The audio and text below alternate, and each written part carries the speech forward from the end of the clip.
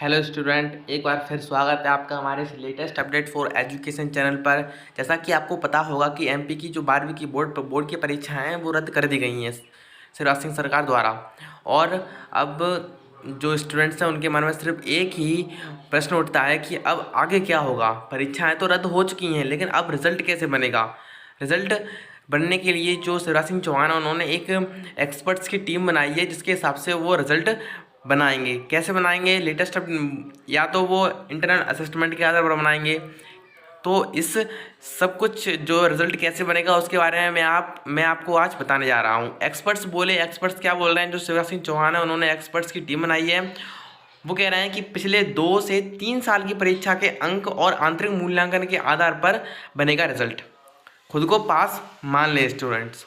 मतलब उन्होंने ये तय कर दिया है कि जो पिछले 3 साल हैं, जैसे कि 11th 10th 9th, उनमें आपने जैसा परफॉर्म किया होगा, जैसे आपके नंबर आए होंगे, उनके हिसाब से जो आपका क्लास 12th का बोर्ड के पेपर हैं उनमें आपको मार्क्स दिए जाएंगे। तो फाइनली स्टूडेंट जो आपका रिजल्ट है वो ऐसे बन सकता है। और इसके आगे क्या लिखा है वो हम आपको बताते हैं।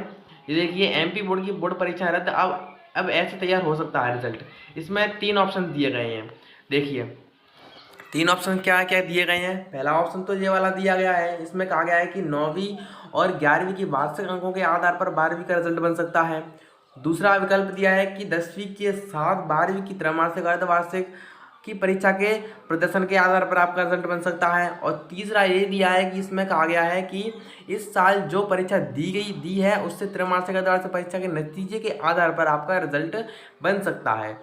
सो फाइनली स्टूडेंट 3 विकल्प दिए गए हैं। पहला विकल्प तो आपको पता ही है कि उसमें 9वीं 10वीं 11वीं उसके हिसाब से आपके जो 12वीं के पेपर हैं उनमें आपको नंबर दिए जाएं। दूसरा ये है कि 10वीं के जिस तरह 10वीं को इंटरनल असेसमेंट के आधार पर पास किया जा रहा है, त्रैमासिक अर्धवार्षिक की परीक्षा के प्रदर्शन के आधार पर उस तरह किया जाए। या तो इस साल जो परीक्षा दी है उन्होंने, जैसे कि त्रैमासिक परीक्षा दी है, रिविजन टेस्ट दिए हैं, अर्धवार्षिक परीक्षा दी है, उसके नतीजे के आधार पर आपको प्रमोट किया जाए। तो फाइनली स्टूडेंट ऐसे आपका रिजल्ट बन सकता है। और क्या कहा है इसमें, सीबीएसई के बाद शिवराज सरकार ने 12वीं की एमपी बोर्ड एग्जाम रद्द कर दी है। यह तय हो गया है कि एमपी बोर्ड में भी 12वीं की जो परीक्षाएं हैं का 12वीं का कोई स्टूडेंट फेल नहीं होगा। उन्होंने बता दिया कि 12वीं का कोई भी स्टूडेंट फेल नहीं होगा। नतीजे तैयार कैसे होंगे, इसे लेकर भास्कर ने एक्सपर्ट से बात की। जो भास्कर न्यूज़ है उन्होंने एक्सपर्ट से बात कर क्या जानकारी निकाली है उनसे। उनका कहना है कि मध्य प्रदेश रिजल्ट के लिए आंतरिक मूल्यांकन के साथ 10वीं का पिछली 3 परीक्षाओं के नतीजों का आधार बनाया जा सकता है। 10वीं में जिस तरह से परीक्षा निरस्त होने पर तिमाही छमाही और सालाना प्रोजेक्ट के अंकों को आधार बनाकर रिजल्ट तैयार कराया, उसी तरह 12वीं में रिजल्ट बनाने पर विचार हो रहा है। और यह विकल्प भी दिया गया है कि जो यह हो सकते हैं रिजल्ट तैयार करने के, उनमें कुछ विकल्प जो मैंने आपको पहले बता दिए हैं वो यहाँ पर विकल्प दिए गए हैं। ये देख लीजिए, आप पढ़ सकते हैं। 9वीं और 10वीं और 11वीं के आधार पर आपका रिजल्ट बन सकता है। और